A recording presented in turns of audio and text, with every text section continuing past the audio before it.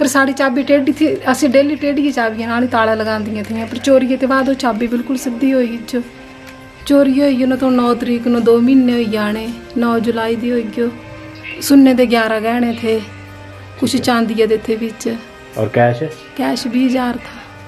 4 बार police भी आई, 3 बार बंगाने ते आई, चौथी बार DSP सर आए उनने ते वो भी दिखिए थे, मौका हर चीज दिखिए। एक मिनट, DSP इस घर आए? हाँ जी सर आए थे उनने ते? हाँ जी आए थे, उन्हें भी दिखिया था। उन्हें तो यही बोले कोई अपना ही बंदा जिन्हें चोरी की हुआ है, बाहर का नहीं लगता कोई भी। शीशा इस कमरे का टुटे, अंदर दोबारा लगाई थी भाई जी, गहने अलमारी के विच थे। इस अलमारी के? हाँ जी, वो लॉकर उन्होंने जोरे न थल्ले न खिंचे, कहना लॉकर टूटी ही है मेरा। मैं सोच रहा था कि 2 महीने से ये बहन सोई नहीं है। जीवन की सारी जमा पूंजी लुट जाने के बाद रात भर चिंता में जागी रहती है। इसकी चिंता को हरने का कार्य सत्ता का था, हमारी पुलिस का था, नेताओं का था। फिर ऐसे में बंगाना पुलिस के अधिकारियों और कुटलहड़ के नेताओं को नींद कैसे आ सकती है जब जनता ऐसी परेशानी में जीती है। देखिए, शासन की बागडोर जिन नेताओं और अधिकारियों के हाथ में है, क्या वे इस बहन के दर्द को महसूस करते होंगे? इस समय एक राष्ट्र के रूप में जहां भारत नई अंगड़ाई ले रहा है, जब अंग्रेजी कानूनों और सिस्टम की बेड़ियों को तोड़कर वह आगे बढ़ रहा है, तब भारत का पुलिस तंत्र भला 160 वर्ष पुराने अंग्रेजी लिबास में क्यों लिपटा हुआ है? बंगाना पुलिस की ऐसी क्या मजबूरी है कि वह एक ओपन एंड शट केस को सॉल्व नहीं कर पा रही है? बात कुटलहड़ विधानसभा क्षेत्र के डीहर पंचायत की है। 9 जुलाई को टिल्लू गांव के सुरजीत सिंह के घर चोरी हुई थी। चोर लगभग 5-6 लाख के गहने और 20,000 की नकदी उड़ा ले जाते हैं, लेकिन बंगाना पुलिस 2 महीने बाद भी खाली हाथ है। पुलिस की कार्यशैली पर सवाल उठने लाजमी है। वह स्वयं मानती है कि चोरी में घर के ही किसी सदस्य का हाथ हो सकता है, परंतु फिर भी सुरजीत सिंह और उनकी पत्नी सुषमा देवी को न्याय नहीं मिल पाया है। घटना की रात सुरजीत सिंह के पिता कुशाल चंद ऊना अस्पताल में दाखिल थे। अस्पताल में उनके साथ सुरजीत सिंह की पत्नी सुषमा और कुशाल के छोटे बेटे सोनू और कुलदीप थे। डीहर स्थित उनके नए घर में सुरजीत की बुजुर्ग मां संध्या देवी सो रही थी, जबकि बगल में ही पुराने घर में सुरजीत की 15 वर्षीय बेटी व छोटे भाई सोनू की पत्नी और उनकी नवजात बच्ची मौजूद थे। घर में कोई पुरुष नहीं था, एक बुजुर्ग और एक जवान महिला, एक किशोरी बालिका और एक नवजात बच्ची। पुलिस की थ्योरी कहती है कि चोर घर का ही कोई सदस्य है। तो क्या बुजुर्ग माता ने चोरी की, या सुरजीत की छोटी भाभी ने हाथ साफ किया, या 15 वर्षीय बेटी ने ही अपनी मां के गहने चुराए? क्योंकि 1.5 साल की नवजात बच्ची तो चोर हो नहीं सकती। तो शक 3 लोगों पर जाता है। अब इन तीनों की बात करें तो सुरजीत और सुषमा के जिस कमरे से गहने चोरी हुए वहां ताला जड़ा था। कमरे के बगल में बुजुर्ग माता सो रही थी। कुछ कदम की दूरी पर 15 वर्षीय बेटी और उसकी चाची थे। प्राप्त जानकारी के अनुसार जिस कमरे में चोरी हुई उसकी चाबी 15 वर्षीय लड़की के पास थी। वह अपनी चचेरी बहन को खेलने के लिए चाबी का छल्ला देती है। 1.5 वर्षीय बच्ची खेलते खेलते उस छल्ले को बेड के नीचे फेंक देती है। पुलिस को दिए बयान में 15 वर्षीय लड़की ने यही कहा है कि रात बहुत हो गई थी और उसने सोचा कि वह सुबह चाबियां उठा लेगी। चाबी की बात इसलिए करना जरूरी है क्योंकि चोर घर में ताला खोलकर घुसा था। ताला तोड़ने का कोई भी निशान दरवाजे की कुंडी पर नहीं दिखाई दिया है। साथ ही घटनास्थल से ताला भी गायब है। अगर ताला तोड़कर चोर घुसे होते तो वे गहनों के साथ ताला क्यों ले गए, जिसकी बाजार में कोई कीमत नहीं है। जिस ताले को खोलकर चोरी हुई है उसकी चाबी पहले से थोड़ी सी टेढ़ी थी, मगर चोरी के बाद जब 15 वर्षीय बेटी ने बेड के नीचे से छल्ला उठाया तब चाबी सीधी हो गई थी, यानी चोर ने चाबी को सीधा कर दिया था। पुलिस को दिए बयान में 15 वर्षीय बेटी ने कहा है कि चाची उस रात बार बार कमरे से बाहर जा रही थी। वह उल्टी आने के बहाने 3-4 बार घर से बाहर निकली। वह 15 वर्षीय लड़की से यह कहती है कि मेरी बच्ची को तेज बुखार है, नीचे कमरे में दवा पड़ी है, मैं लेकर आती हूँ। यहाँ ध्यान देने की आवश्यकता है कि 15 वर्षीय बेटी जब उस नवजात के साथ खेल रही थी तब उसे तेज बुखार नहीं था, वह बिल्कुल नॉर्मल थी। दवा के लिए जाने और आने आने में लगभग आधे घंटे का समय लगा। चाची के आने के बाद 15 वर्षीय लड़की सो जाती है। उसके बाद अचानक से चाची कहती है कि उठ, नीचे से दादी की मिस्ड कॉल आई थी। मैंने मुड़कर कॉल किया तो वह कह रही है कि किसी ने उनकी खिड़की का शीशा तोड़ दिया है। अब गौर करने की ज़रूरत है कि दादी को तो मोबाइल फ़ोन पर नंबर डायल करना नहीं आता था। साथ ही चाची ने पुलिस को दिए बयान में मिस्ड कॉल की जानकारी भी नहीं दी है। वहीं जब शोर मचा तो गांव के लोग एकजुट होने लगे। गांव की कुछ महिलाएं उस कमरे में दाखिल हुईं।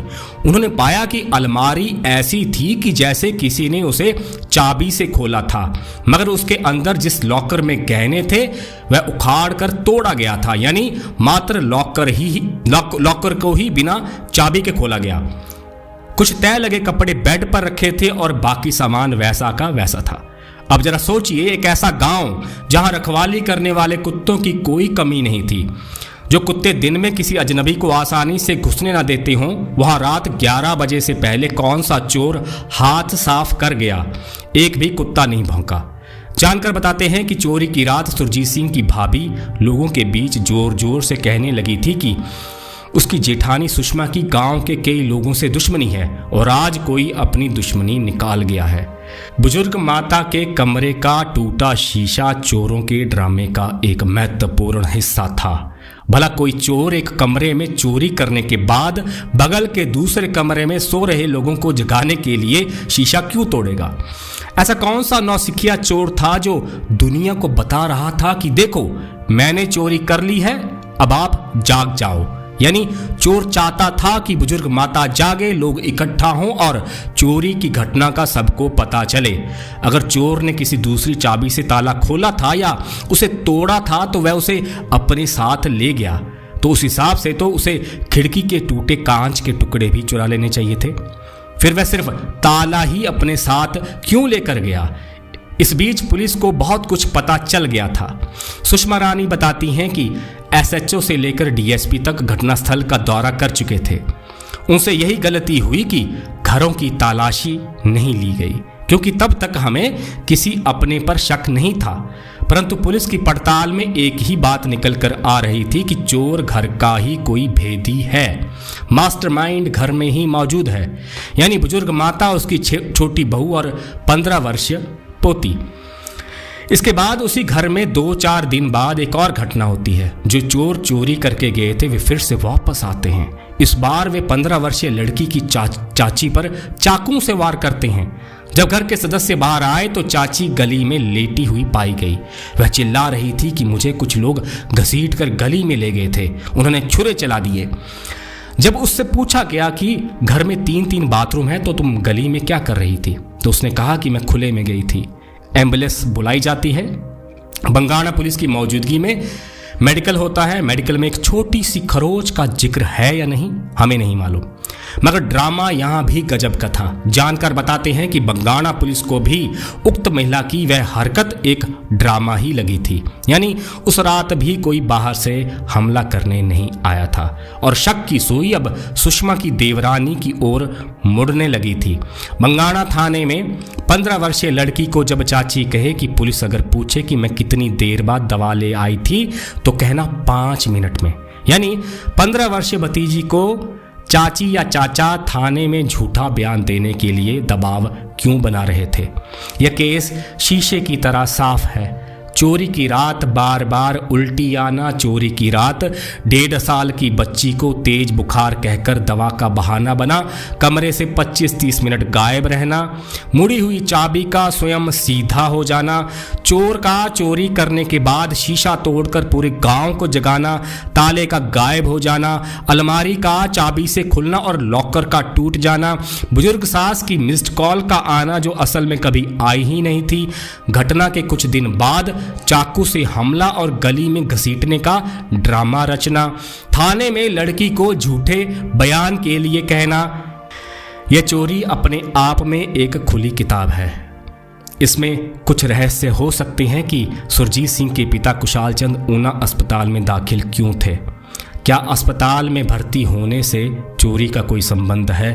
क्योंकि बताया जा रहा है कि सुषमा के ससुर पर चोरी की घटना से कुछ दिन पहले मारपीट हुई थी। सुरजीत सिंह पीरनिगाह में मंदिर में काम करता है। सुषमा, उसका ससुर देवर अस्पताल में थे। चाबी सुषमा की देवरानी के घर में बेड के नीचे थी। पहले उल्टी फिर बच्ची की दवाई लाने में 25-30 मिनट का समय लगना। क्या अब भी बंगाणा पुलिस को ब्योमकेश बख्शी या शर्लक होम्स की प्रतीक्षा है, या पंजाब केसरी में छपने वाली जासूस लोमड़ी को बुलाया जाए? बंगाणा पुलिस इस केस को कब सॉल्व करेगी उसे बताना पड़ेगा। सुरजीत सिंह की पत्नी सुषमा रानी पिछले 2 महीने से लगातार हाथ पांव मार रही है कि किसी तरह उसके चोरी हुए आभूषण और धन मिल जाएं। 20,000 रुपये बेटे की फीस के थे जो होटल मैनेजमेंट का कोर्स कर रहा है।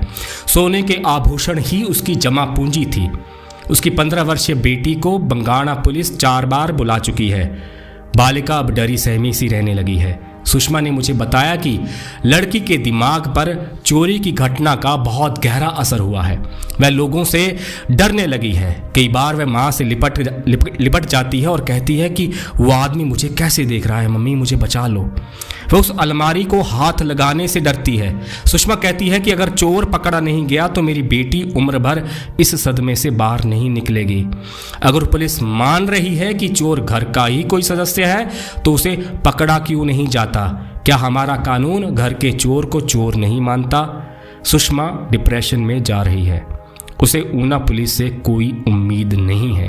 वह कहती हैं कि जो केस एक दिन में सॉल्व किया जा सकता था उसे 60 दिन से उलझाए रखा है। अगर पुलिस ने कुछ नहीं किया तो मैं मुख्यमंत्री सुखविंदर सुक्खू से प्रश्न करूंगी। कुटलहड़ की ये पहली चोरी नहीं है जिसमें बंगाणा पुलिस बेबस दिखाई देती है। बंगाणा पुलिस का रिकॉर्ड कहता है कि अधिकतर चोरियों को वह कभी ट्रेस नहीं कर पाई है। तलमेड़ा की खरियालता पंचायत के लालशाह गांव में 5 महीने पहले 18 अप्रैल को 14 लाख के गहने और नकदी चोरी हो गई थी। उस मामले में भी चोर कोई घर का भेदी बताया गया था। बंगाणा पुलिस और जोल चौकी के अधिकारियों के लिए घर का भेदी चोर कोई चोर नहीं होता। उससे पहले ठठूं और चपला गांव की चोरियों का क्या बना कोई नहीं जानता। पिछले कुछ सालों में चोरी की घटनाओं से पूरा ऊना त्रस्त है। अधिकांश मामलों को पुलिस सुलझा नहीं पाई है। चुनाव से पहले नारे लगते हैं, नेताजी की कामयाबी ही आप सबकी कामयाबी है। नेताओं के चहेतों को तो अब ठेके और पूरा रुतबा मिल रहा है। कोई कहता था नेता नहीं बेटा। अभी सरकार बने साल भी नहीं हुआ है। नेता घर घर जाकर जनता के पैर छू रहे थे, नतमस्तक हो रहे थे। उनमें से कुछ जीत गए, कुछ हार गए, लेकिन अब कोई जनता के दर पर उनके दुख बांटने नहीं जाता। सुषमा और सुरजीत का घर लूटने वाले जब तक नहीं पकड़े जाते हम शांत नहीं बैठेंगे। अगर बंगाणा पुलिस 1 हफ्ते के भीतर इस केस को नहीं सुलझा पाई तो बंगाणा थाने की सीमा में पिछले 5 साल में हुई चोरियों और अपराधों की फाइल्स भी खोली जाएंगी। ऊना की तमाम जनता को मेरा यही संदेश है कि अगर आप भी चोरी के शिकार हैं तो मुझे नीचे दिए गए नंबर पर संपर्क करें। आपको पुलिस और नेताओं से क्या सहयोग मिला? आपके केस में पुलिस कितनी संवेदनशीलता से कार्य करती है, मैं जानने का इच्छुक हूँ। धन्यवाद। जय भवानी। हर हर महादेव।